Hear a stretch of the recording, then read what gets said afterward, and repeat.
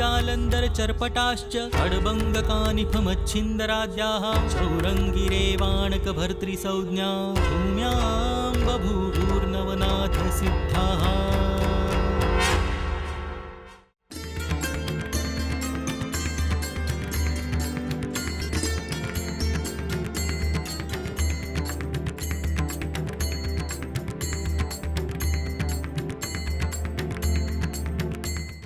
श्री गणेशाय नमः। अवधूत चिंतन श्री गुरुदेव दत्त। रामाय रामभद्राय रामचंद्राय वेधसे रघुनाथाय नाथाय सीताया पतये नमः।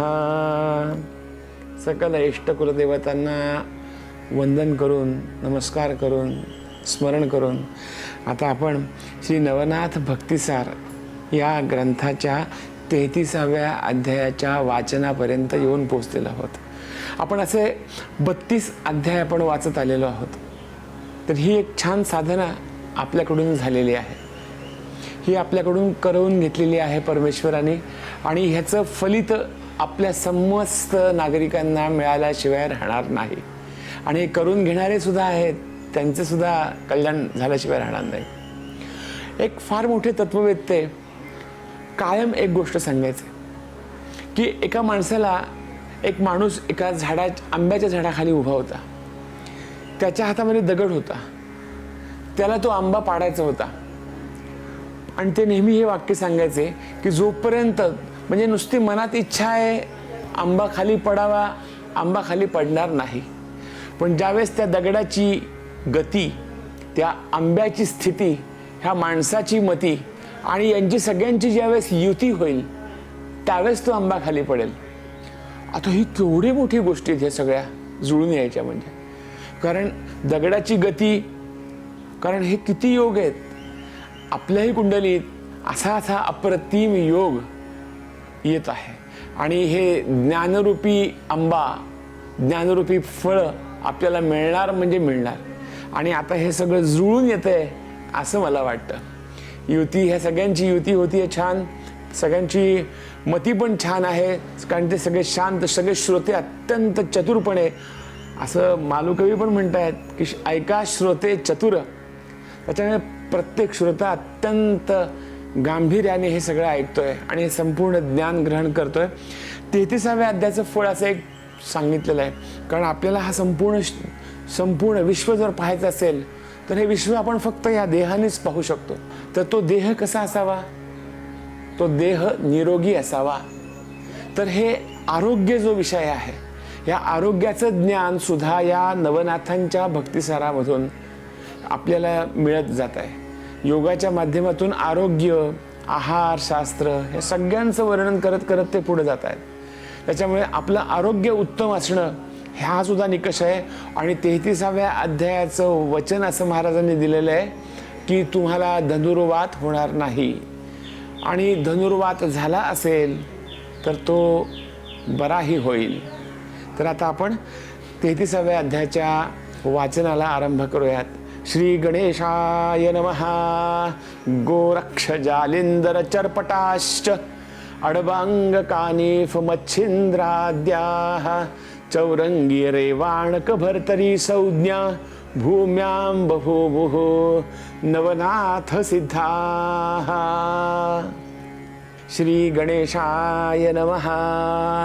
जय जयाजी जगदुद्धारा कनकवर्णा नरहरी चतुरा ऐक्यत्व कारणे हरिहरा शक्य एक तुझेची तरी आता कृपा करुणी ग्रंथ सुचवी सुधारत्नी शुभयोगी श्राव्य भाषणी स्वीकार करी महाराजा मागील अध्यायी मच्छिंद्रनंदन त्रिविक्रमदेही संचरुन गोरक्षतीर्थ स्नाना कारणे धाडिलेसे मच्छिंद्रा यापरी गोरक्षनाथ महिभ्रमदा नानातीर्थ तो गोदातटी अकस्मात येऊन या पोहोचला तो गोदातटी भामानगर तया अरण्यात गौरकुमर परम झाला क्षुधातुर जठरा नले करून या ग्राम पाहता तो अरण्यात उदक एक योजन न मिळे येथ तया स्थानी क्षुधाक्रांत अनल जैसा पेटला. मार्गी चालता दिशा लक्षित तो शेत देखिले अकस्मात. कृषी कर्म प्रांजळवंत पाहुनी सुमार धरियेला. तव तो कृषीवल माणिक नामी 10 वर्षे देहधर्मी. मध्यान समये साधुनी भोजनाते बैसला. पात्र घेऊनी पुढे वाढून कवळ करावा जो मुखी अर्पण. तो अकस्मात गौरी नंदन आदेश शब्द गाजवे. तव तो माणिक ऋषी शेती ऐकून आदेश शब्दाप्रती योजिला कवळ येऊनी हाती. प्रेमे नटीत नयाते म्हणे महाराजा तुम्ही कोण. किमर्थ गेले आडरान किरू म्हणे मी तपोधन. क्षुधानळी पेटलो परम झालं त्रिशाक्रांत. होऊनी आलो अतिथ तरी सन्निध अन्न असेल तुते. भिक्षा आम्हा ओपावी. ऐशी ऐकता तयाची वाणी म्हणे महाराजा योगेंद्र मुनी. निधान आहे मनोधर्मी पात्र वाढिले भक्षावे. मग तो उठून त्याची वेळी शीघ्र ओपी पत्रावळी. आणि मृत कृंभ भरोनी जवळी शीघ्र करी पुढारा. मग तो गोरक्ष तपोधन हस्तपाद प्रक्षाळून अन्नपात्र पुढे घेऊन जठराहुती घायतसे. पुढे झाल्या जठराहुती मग सहजची तुष्ट झाला चित्ती. की रुखा होता जलप्राप्ती लवणकार पावतसे. की दरिद्र्या प्रति देता धन मग कान पावे तुष्ट मन. की यथेच्छ मेळविता झाल्या कारण तोष शरीरी मिरवेना. तन्याये कृषी नरेंद्रोत्तमा घडून आले तुष्ट महिमा. मग प्रसन्न होणे चित्तद्रुमा वरद फळा दावितो. म्हणे कृषिका कवण काम मिरवेला हो देहधर्मी. येरू ऐकुनी म्हणे स्वामी आता कासया पुसता हो. तरी महाराजा आटा आटी करावी प्रथम कार्यासाठी. कार्य झाली या व्यर्थ चावटी अन्यासी कासया शिणवावे. तरी आता कार्य झाले पुढे योगी शीघ्र पाऊले. गोरक्ष म्हणे बोलशी बोल तत्सत्य असती तुझे बा. परी तुवा माते दिधले अन्न तेणे मम चित्त झाले प्रसन्न. तरी तव देही किंचितपण सत्य असेल वद माते. जे जे कामना असेल तू ते ती पूर्ण पावशी फळसहिते. हियरी ऐकुनी कृषी त्याते ऐसे उत्तर देतसे. म्हणे महाराजा महिपाठी तुम्हीच हिंडता भिकेसाठी. ते तुम्ही मोह धरुनी पोटी माते काय द्याल जी. भणंगापाशी भणंग गेला तो काय देवनी तृप्त झाला. खडका उदक पान्हा बोला कदा काळी दिसेना. तुम्ही तेवी हिंडता अन्नासाठी आम्हा काय देणार जेठी. नाथ म्हणे इच्छा तुष्टा आता तुझी करी नबा. येरी म्हणे पुरे बोलणे काय आहे तुम्हा स्वाधीन. तरी आणिक तुझ कारण लागत असेल ते माग. नाथ म्हणे रे एक दान तुवा दिधल्या झालो प्रसन्न. तरी काहीतरी मज पासून मागून घेई कृषीराया. येरू म्हणे उगला ऐस तुवा काय द्यावे आम्हास. तरी काही न मागू सुरस पंथ आमुला क्रमिका. ऐसे बोलता माणिक नामी गोरक्ष विचारी आपुले मनी. अडबंग असती कृषी धर्मी सदा विपिनी बैसोनिया. तरी हा माते म्हणतो माग परी त्याच्याची हितार्थ करावा लाग. ऐसे विचारोनी मनोवेगे तया लागी बोलतसे. म्हणे कृषीराया ऐक वचन तू आम्हासी म्हणशील देऊ देणे. तरी मागे सरस वचन निश्चय करून या बोलावे. येरू म्हणे तामसा ऐक माते दिससी महामूर्ख. जो देणार आपुले आत्मसुख तो मागे सरणार नाही की. अरे चंद्र असे शीतळपणी तरी तो वर्षेल दाहकपणी. परी तो ढळणार नाही प्राणी मागे पाऊल कासया. सविता राज तेजो दीप्ती तोही अंधकारी करील वस्ती. परी उदार तो औदार्या प्रती मागे पाऊल सारिना. मही गेली या रसातळी परी औदार्य प्राप्ती महाबळी. त्या कृपणत्व कदा काळी अंगा लागी स्पर्शेना, तरी कोणते मागणे तू ते मागून घेईजे त्वरिते, मी बोलतो निश्चयाते निश्चय माझा पाहिका, ऐशी बोलता विपुल वार्ता गोरक्ष म्हणे आपुल्या चित्ता, तरी मनाचे करणे मागू आता कैसा सांभाळील पाहुतो, ऐसा विचार करून चित्ती म्हणे मज दावी का विपिनपती, जे जे आवडील तुझे चित्ती ते तू न करी महाराजा, काही ऐक इच्छिल तुझे मन ते तू न करणे हेची मागणे, इतुके देऊनी तुष्टपण बोळवी का कृषी राजा, ऐशी वरता तयाची वाणी अवश्य म्हणे कृषी कर्मी, हा धर्म आता आपुले धर्मी अर्क अवधी रक्षीन गा, ऐशी तैशी देऊनी भाक तुष्ट केले शरीरास, असो गोरक्ष त्या विपिनास, सांडुनिया चालिला माणिक नामी कृषी शेतात, मुक्त करिता झाला आऊत, येठणे बांधुनी समस्त भार सकळ वाहातसे, वृषभा मागे दिधले लावून मवळी घेत येठण उचलून, मनात म्हणे ग्रामासी जाऊन क्षुधा बल घालवावे, इतुकी मनी योजना होता स्मरण झाले गोरक्षनाथा, पुत्र कल्याण आणिता चित्ता मनाचे करणे उल्लंघावे, मन इच्छित असे घरी जावया तरी आपण न जावे तया ठाया, मग तेथेची उभा राहुनिया गाढ निद्रा करीत असे, मौळी येठणाचा भार घेऊनी उभा महीवर, नेत्र झाकुने चिंतापर हरिनामी योजितसे, मन इच्छी हालवू अंग परीन हाले घडबाग, स्थिर होऊनी संचरले ओघ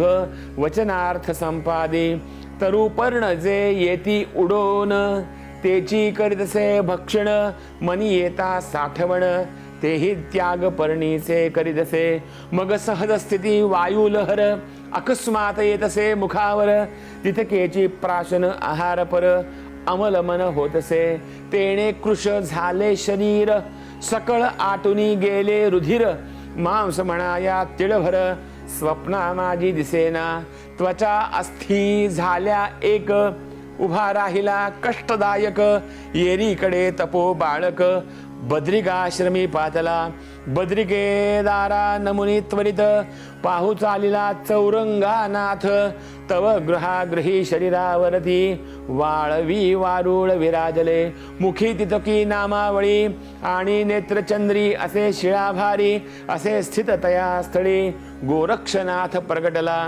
त्वरित द्वाराची शिळा काढून पाहे तयाचे शरीराकारणे, तो वारुळ गेले वेष्टून सर्व अंगी तयाच्या, शिळा चंद्रीन हाले पाती राम शब्द वलगे उक्ती, ते पाहून या गोरक्षजती परमचित्ती हळहळला, मग शरीराचे वारुळ काढून पाहे तयाचे शरीराकारण, तो हस्तपाद लवे करून तपोबळे आले ते, मग सावध करुनी तयाते म्हणे पाहे मी आलो गोरक्षनाथ, शीघ्र कवळुनी तयाचा हस्त बाह्यात्कारी आणले, मग कृपे करिता अवलोकन शरीर शक्ती आली दारुण, मग उठी बंदी गोरक्षचरण म्हणे सनाथ झालो असे, या परी तयासी आलिंगुनी नाथ म्हणे बा कैसा झाला चरितार्थ, येरी म्हणे मज माहीत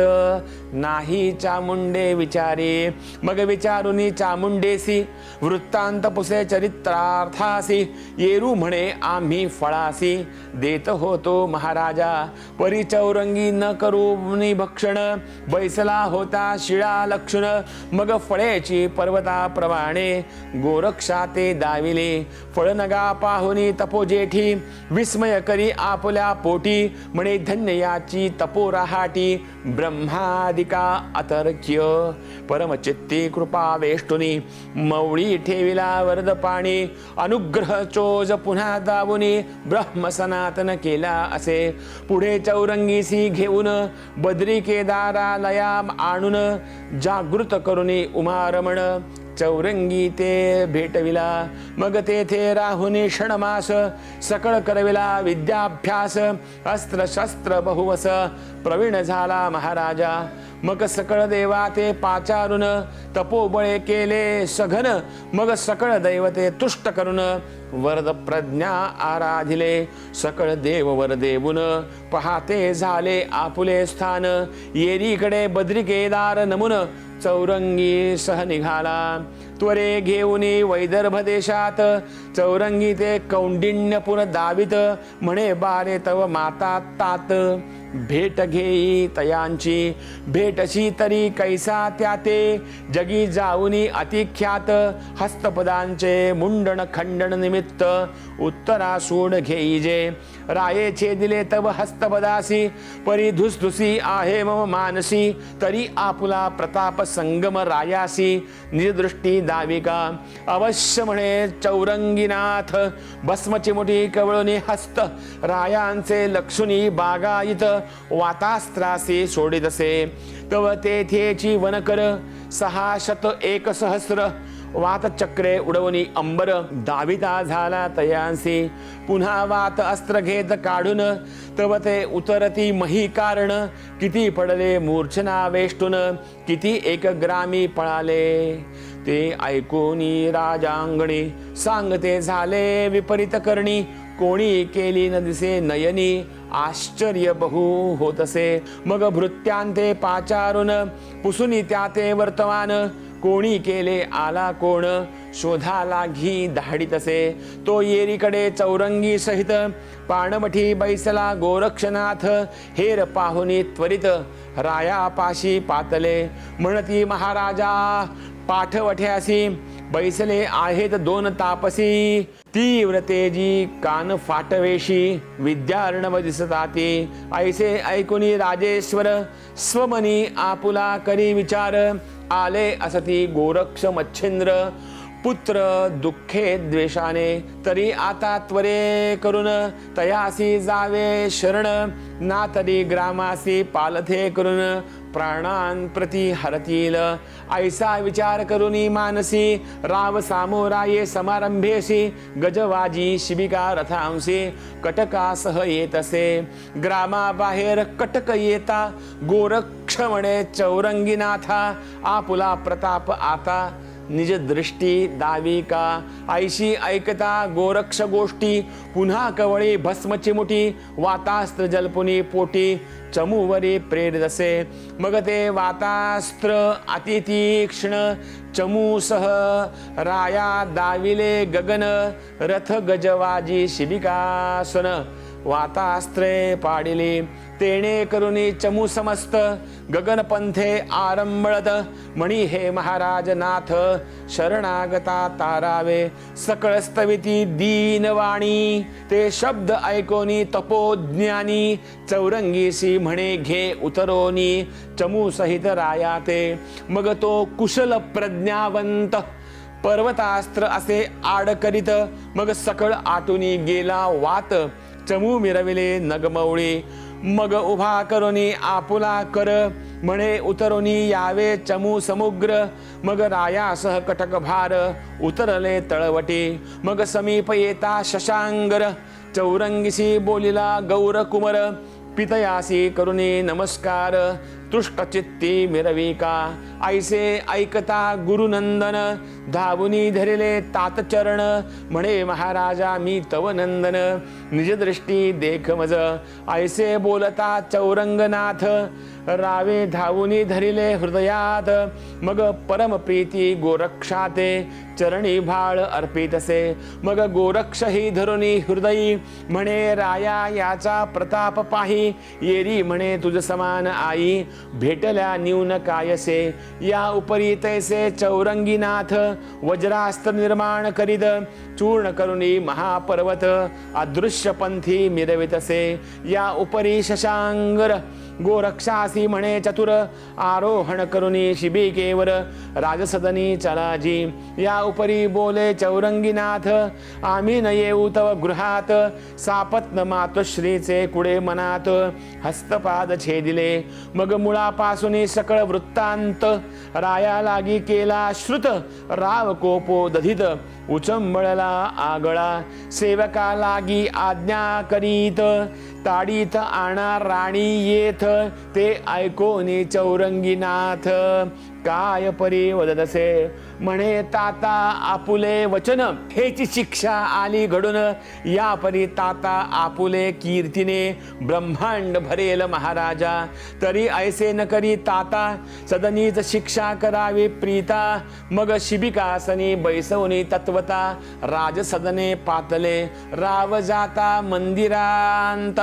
पादत्राण घेऊनी हातात ताडन करुनी पत्नी ते म्हणे जाई येथुनी 12 संवत्सर पर्यंत त्वा तप केले शुचिष्मंत तया असे फळ कुडे मत भ्रष्ट केले राज्यासी ते पाहुनी गोरक्षनाथे राया संबोधनी केला शांत एक मास राहिला तेथ शशांगर भक्तीने या परी गोरक्ष जाते समयी वंश वेष्टी मोहप्रवाही प्रसाद देऊनी राजदेही वीर्यवान पै केला म्हणे कामिनी करुणी दुसरी भोगी वंशलतेची लहरी ऐसे सांगुनी शशांगरी चौरंगी सह चालिला मार्गी चालता मुक्काम पाहते झाले प्रयाग स्थान स्नान करुनी उत्तमोत्तम शिवालयी पातले येताचे करुनी शिवदर्शन मग शिवदारेसी बोलुनी वचन गुरु कलेवराचे वर्तमान तिये लागे पुसतसे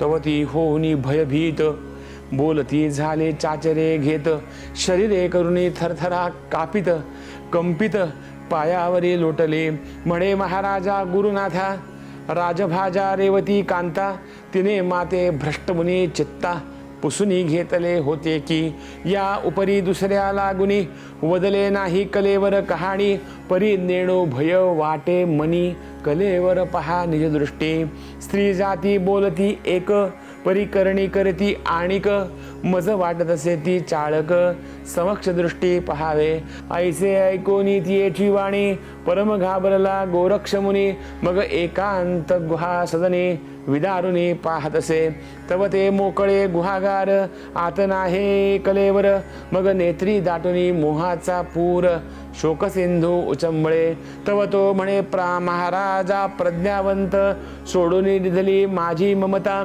आता येथे गुरुनाथा कवणे ठाई पाहू मी ऐसे म्हणून आरंभळत धरणी प्रति शरीर टाकीत तव ते शैवदारा मोहस्थित होवनी त्याते बोलत असे म्हणे महाराजा धैर्य धरी मी राजांगणे जाऊनी सत्वरी पुसून येथे मच्छिंद्र शरीरी वृत्तांत कैसा झाला तो ऐसे बोलनी गोरक्षाते शैवदारा अंतःपुरात शीघ्र जाऊनी रेवती ते राजनेमाने नमियेले तवती पाहुनी शैव कामिनी म्हणे का आली सवो माय बहिणी येरी म्हणे अंतःकरणी आठव माते झालायासे म्हणाल तरी आठव कोण तरी 12 वर्षे आली भरून तुम्हा लागी सांगितली खूण राजभागी विचारा ऐसी ऐकता तियेची वाणी एकांताने ते राजपत्नी म्हणे माय व अंतःकरणी चिंता सोडी सकळती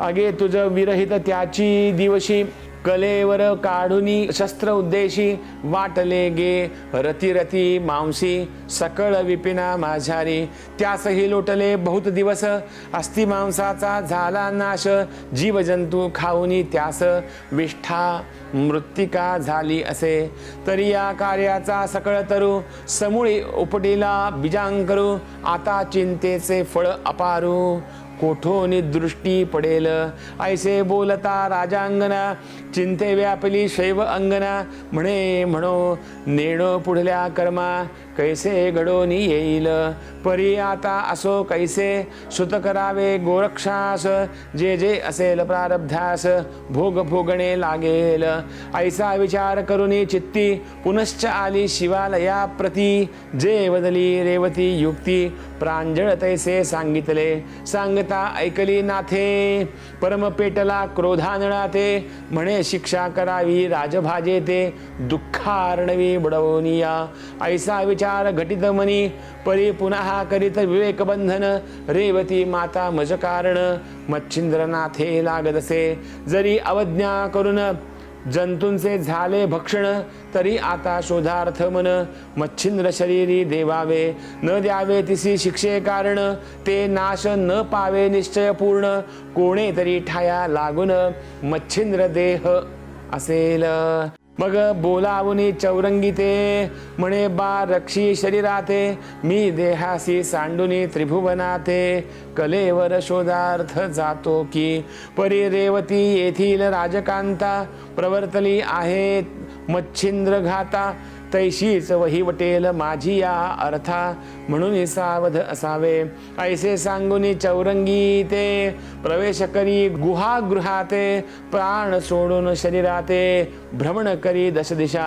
सकल शोधाला शंभुद्वीप, सरितार्णवी सकल आप, ग्राम कानन सप्तद्वीप, रती रती शोधिले. परिजीव जंतूंचे देहस्थिती होऊन, शोधिता गुरुचे कलेवर पूर्ण, कोणे तरी ठाया लागून मच्छिंद्र देह असेल. अतळ वितळ सुतळ पाताळ, सप्तही पाताळ स्थळ, पिंड ब्रह्मांड शोधनी सकळ, स्वर्गावरी चालिले. सुवरलोक भुवरलोक तपोलोक, अर्यमा यक्षादी सत्यलोक, कुबेर तारांगणादी अनेक, शोधुनिया पाहिले.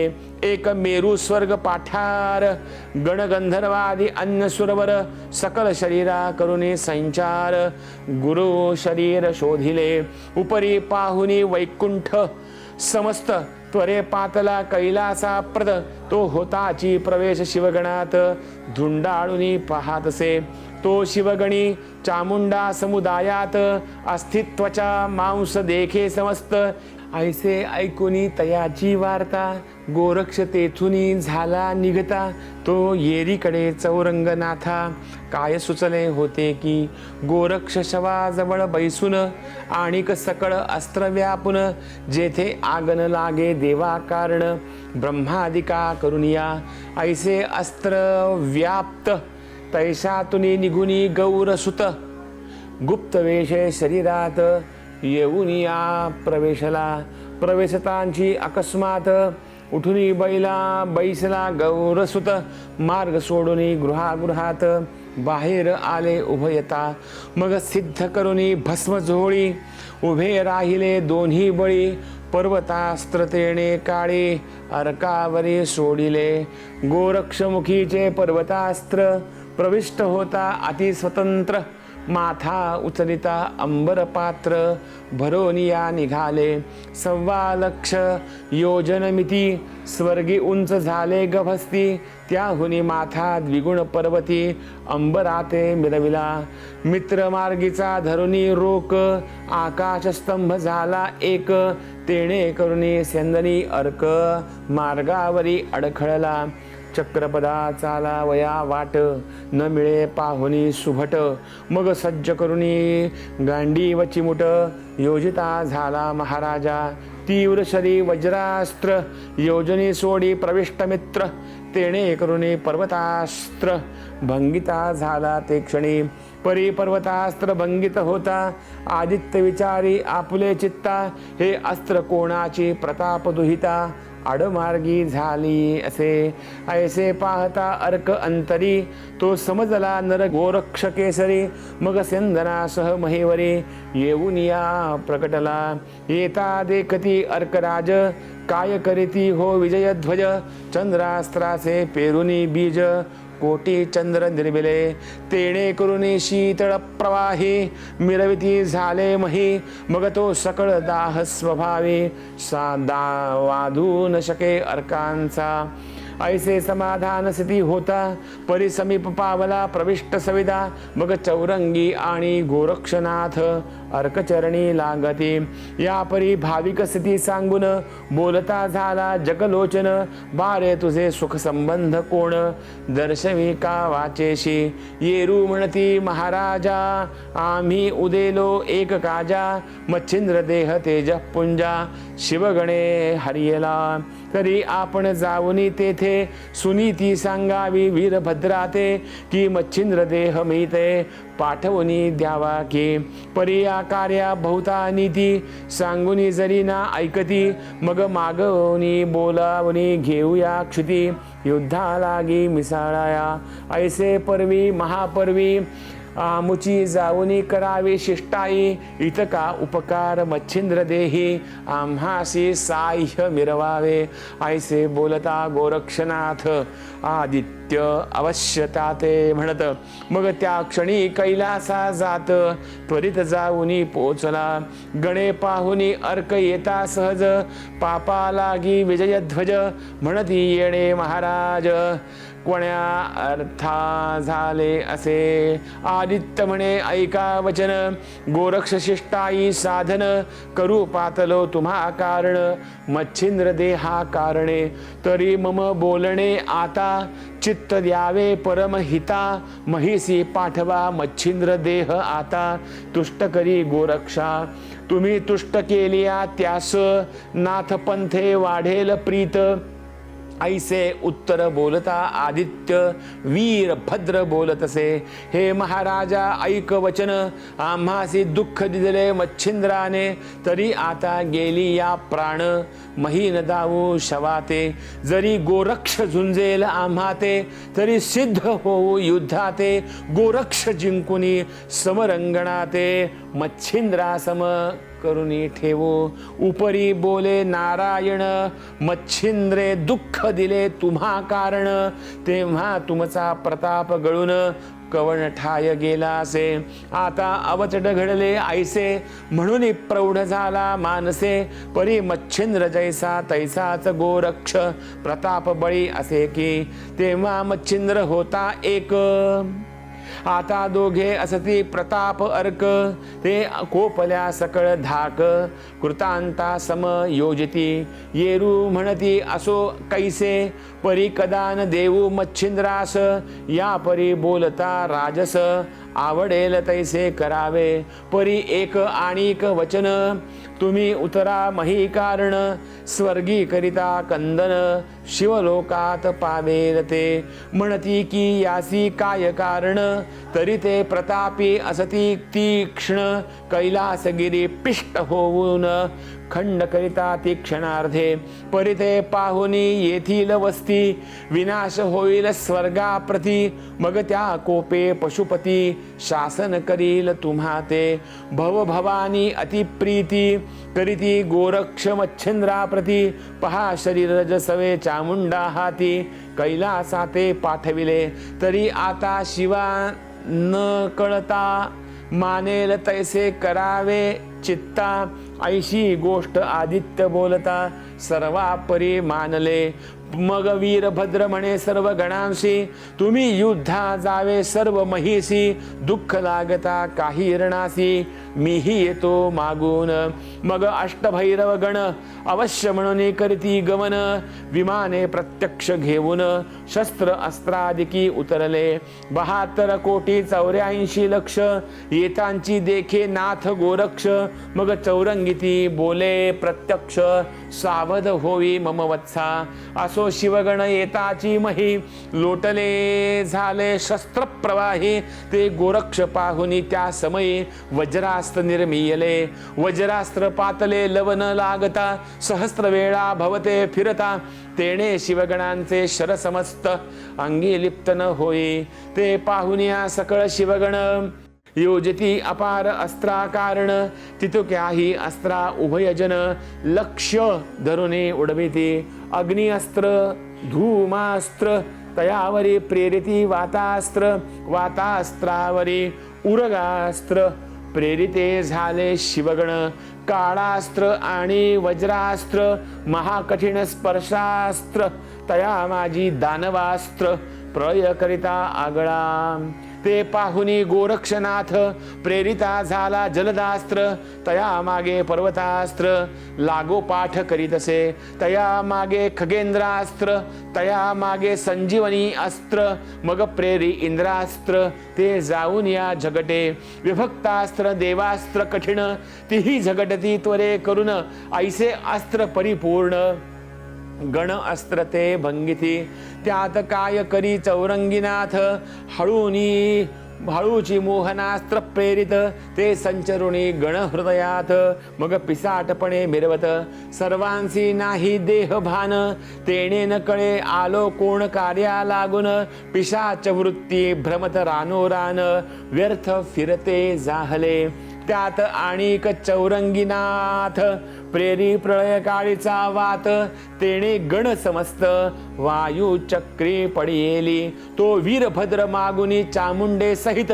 युद्धा लागी आला त्वरित, परी शिवगण पाहुनी अव्यवस्थित परमचित्ती क्षोभला, मग गांडी वाते टणत करोनी बाण योजले अपार गुणी, कामास्त्र ब्रह्मास्त्र कार्तिक तिन्ही विविध बाणी पाडितसे, जैसा प्रळय काळीचा वडवा नळ, तो यत्नेन पावे कदा शीतळ, तन्याये शिवबाळ कोपानळी वेष्टिला, ते पाहुनी चौरंगीनाथ रथी अस्त्र प्रेरित त्वरित, तेणे कामास्त्र त्वरे निश्चित मूर्छित होऊनी पडियेले, यावरी दुसरे चौरंगीनाथ दशासुरी अस्त्र प्रेरित, ते पाहून या नाभीसुत झडझडोनी पडतसे, चित्ती म्हणे नोहे बरवे वेद हरतील आता सर्व, शंखासुर प्रतापार्णव पुन्हा उदय झाला असे, ऐसा विचार करुनी मनी ब्रह्मास्त्र दळविले अदृश्यपणी,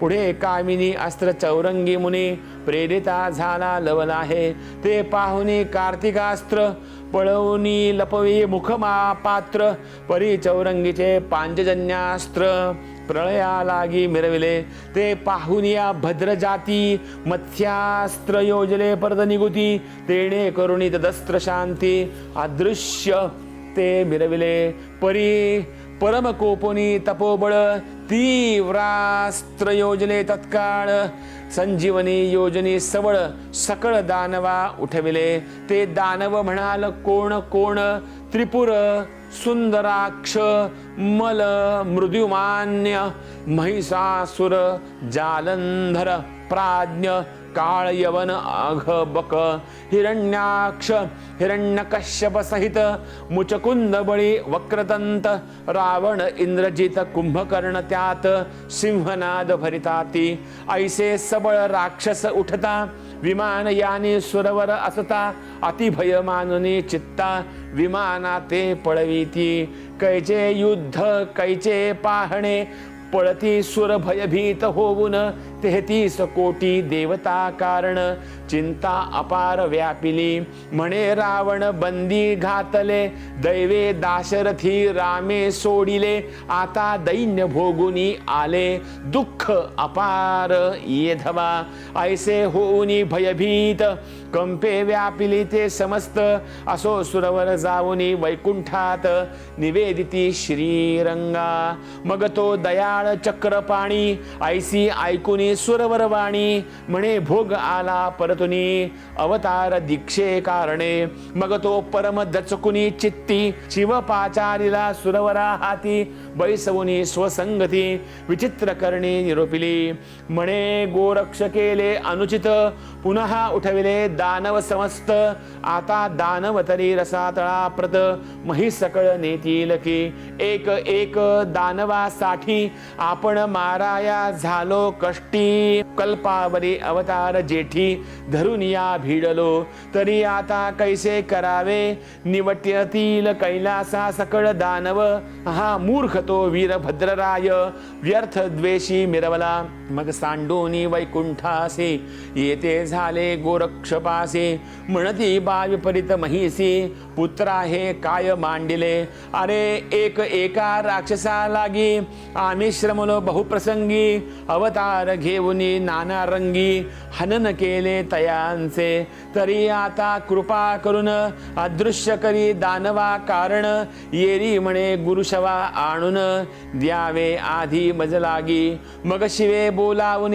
चामुंडेसी, मच्छिंद्र शवा ते आणविले महिसी, म्हणे बा घेई आणि राक्षसांची शांत दृष्टी दाविका, या परी गोरक्ष म्हणे त्याते दानव नोहेत अस्त्र व्यक्त, संजीवनी प्रयोग देहस्थित, दानव उदया पावले तरी अवतार घेऊनी, पुनः योजारणकंदन, नातरी वीरभद्राची आस्था सोडून द्यावी लागेल तुम्हा ते, यावरी बोले भालदृष्टी, येर पोर नाही म्हणे पोटी, तरी नाथा राक्षस जेठी दुःख देतील आम्हा ते, एक मधुदैत्य माजला तेणे पळविले रानोरानी आम्हाला, शेवटी एकादशीने त्याला मृत्युमुखी पाठविले, ऐसे दुःख सांगावे किती, तरी आता कृपा मूर्ती, वेगी निवटी राक्षसांप्रती, पुत्र मोह सोडिला, ऐसे शिव विष्णू बोलत,